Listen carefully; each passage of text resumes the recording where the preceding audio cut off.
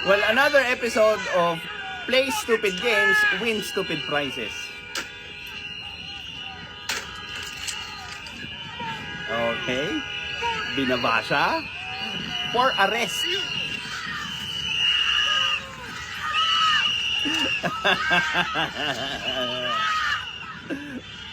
Well, the news is he's dead.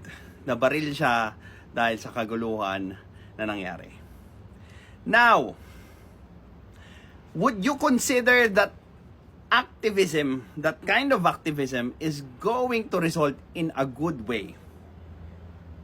At least for the person who's doing that. Diba? Sa tingin mo, ikaw, tatadyakan mo yung signal light, tail light nung police vehicle, government vehicle, and then pag-aarestuhin ka na doon sa krimen na nagawa mo, at nanlaban ka, and then nabaril ka, kasalanan pa rin ba ng gobyerno? Sige nga. This is Pinoy Extreme.